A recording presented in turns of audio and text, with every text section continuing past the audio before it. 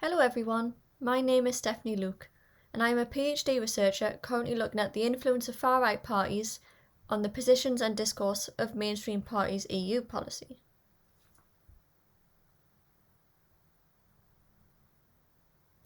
This presentation looks at one of my case studies, Germany and how the AfD have influenced the positions and discourse of the SPD, CDU and CSU between 2013 and September 2019. The AfD's rise represents a potential threat to Germany's pro-European consensus. Eurosceptic parties are not a new thing within the German electoral system. However, unlike the other hard Eurosceptics, such as the NPD, the AfD has representation at state, federal and European level. Thus, in accordance with the theory of party competition, the AfD's electoral success is an important factor in influencing the positions of the SPD, CDU and CSU.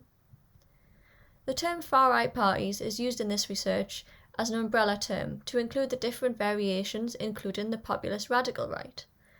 Far-right parties can influence mainstream parties, defined as those that are regularly in and out of government. Direct impact relates to the closeness of the far-right to the legislative process and can include participation in a coalition government, whereas indirect influence includes everything but participation in government, including position and discourse of mainstream parties. Far-right parties can also have blackmail and/or coalition potential, but as the SPD, CDU and CSU have refused to cooperate with the AfD does not have coalition potential. Instead, the AfD can be said to have blackmail potential. In other words, the power of intimidation and potentially posing a threat to legislative majorities. By using process tracing, the aim of this paper is to expand upon previous research that the SPD, CDU and CSU used an adversarial strategy by producing a more nuanced picture that reveals variation between the levels of pro-EU positions and discourse presented by the three parties.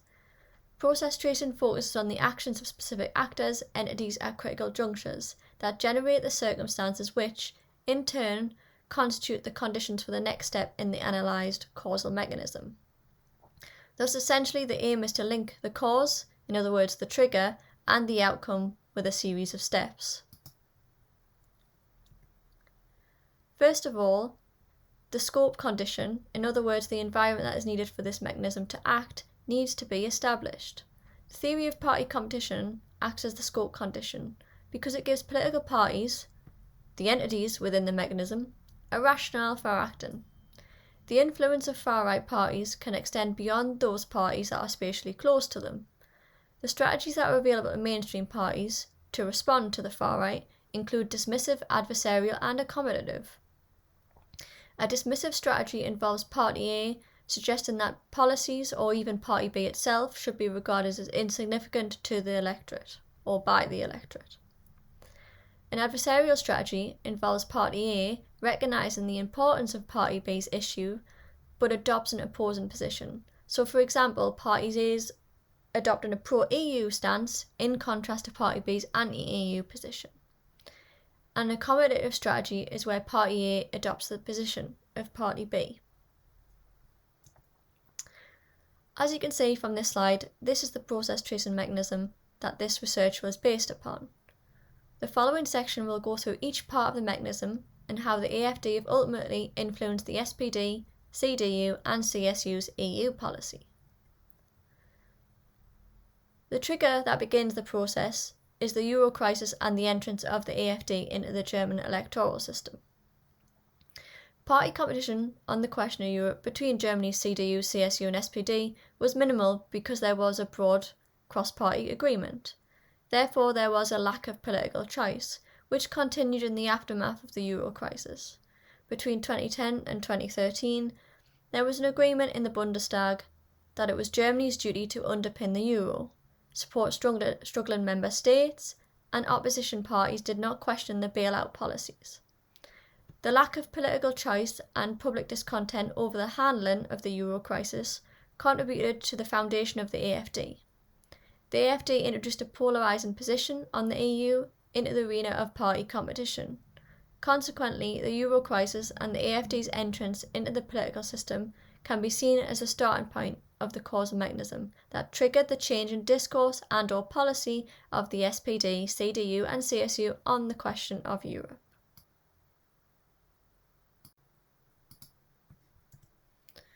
Stage 1 focused on the AfD shaping the debate on the question of Europe. Political parties are in constant need of media attention to make their policy positions publicly visible and to shape public opinion. The coverage of the AfD increased in both print and broadcast media outlets. The coverage emphasised the divergent pro-EU positions of the SPD, CDU and CSU in contrast to the AfD's Eurosceptic position. Furthermore, there was very little evidence of internal divisions within the parties, both from the newspaper coverage and the Chapel Hill expert survey. Therefore, the parties appear to display clear positions on the EU and did not send mixed messages to the public. The framing of EU policy was also analysed using parliamentary debates at the state and federal level, as well as federal and European election manifestos. The SPD, CDU and CSU used cultural, economic and institutional frames to express support, whereas the AfD used these frames to oppose the EU. The AfD gradually used less economic frames and more institutional frames post-2013. This coincides with the development of the AfD into a hard Eurosceptic party. However, it was not expected that institutional frames, such as those relating to sovereignty and centralisation, would be used more frequently than cultural frames, given the classification of the AfD as a radical right populist party, with core elements such as nativism and nationalism. The CDU and CSU also became more institutionally critical of the EU, particularly from 2017, expressing similar justifications as the AfD. Without claiming that the development of the AfD's EU policy stopped in 2014, the AfD was a new party in 2013, which allowed it to establish itself as a Eurosceptic party. The AfD's ability to shape the debate, primarily between 2013 and 2014, occurred between the foundational phase of the AfD, when it was establishing its position in the German electoral system.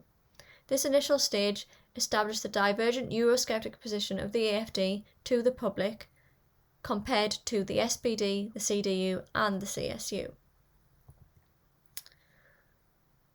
So in terms of stage 2 then, public resonance consists of participation of the public in the debate, which might be direct, such as voting in elections, or indirect, opinion polls.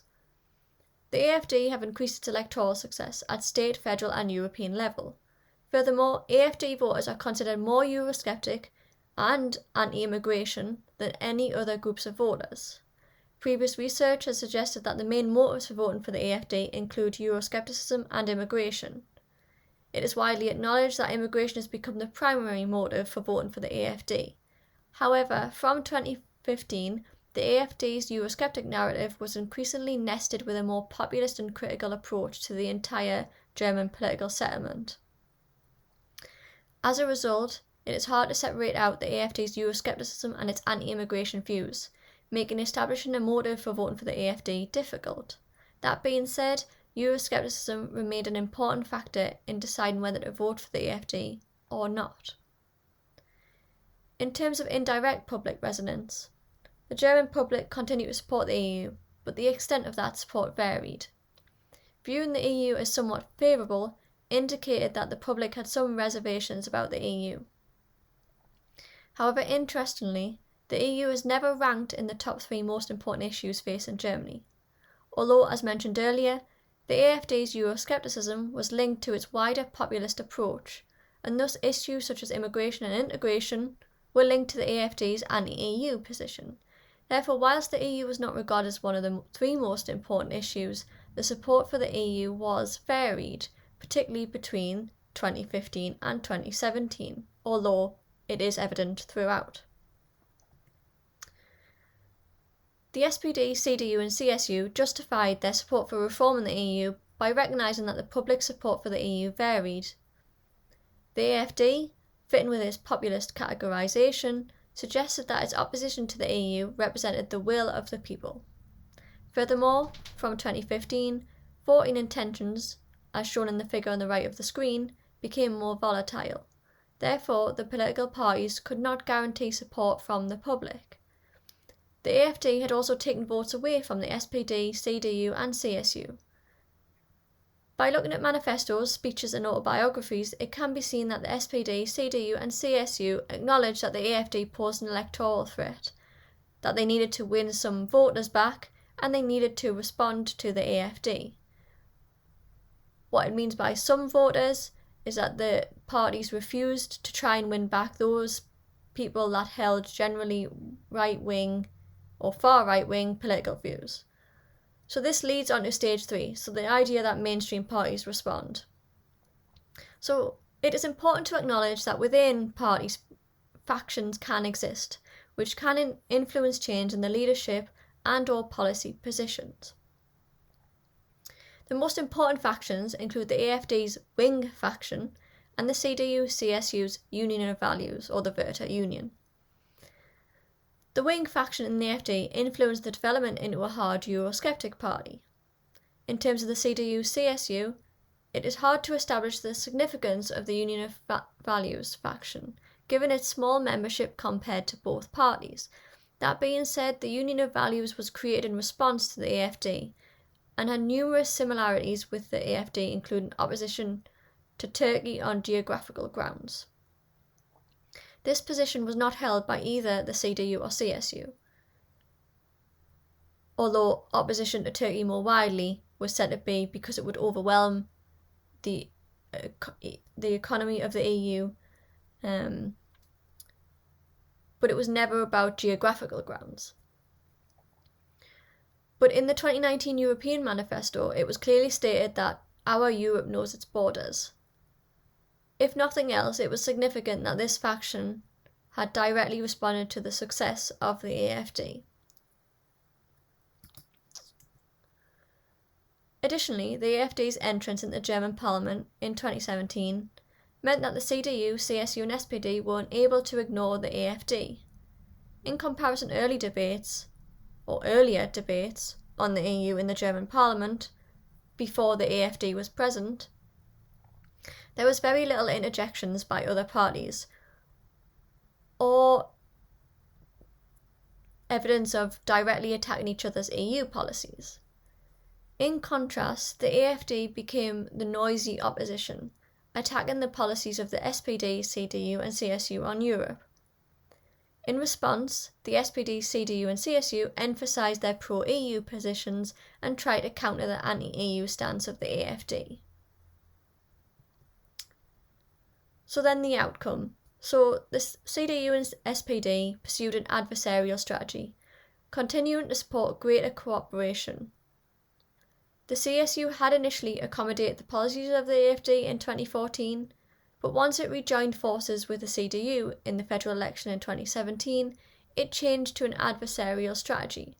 However, the CDU and CSU have accommodated the language of the AfD in terms of defining the EU on geographical grounds and indicating that the opening of accession talks does not mean accession.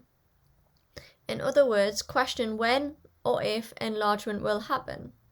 Thus, the CDU and CSU were still supportive of enlargement, but there was greater reluctance and hesitancy. In addition, 2019 marked the first time the CDU and CSU ran on a joint election campaign in the European elections, the argument being to defend against the nationalists. While it's not directly mentioned the AfD as the prime reason for joining forces, and previously the CDU and CSU have run on separate election campaigns and they have cited differences of opinion on the EU. But this is significant that they've run on this joint election campaign. How significant, it is unclear, but the CDU and CSU were trying to present themselves as united on the EU. So then in conclusion, Germany's pro-EU consensus still largely exists. However, the extent of this support for the EU has varied. In addition, the entrance of the AfD in the German parliament has resulted in the SPD, CDU and CSU having to defend their pro-EU stances, a position which they had previously not found themselves in to any great extent.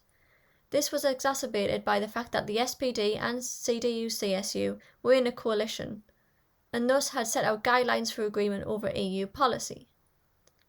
It also meant that the AfD was promoted to the main opposition party as a result of the Grand Coalition. But there is significant evidence that suggests that the CDU and CSU have changed their discourse on the EU, which is fundamentally important, but their position is still pro-EU. So thank you very much for watching, and if you have any questions or any advice, please feel free to ask.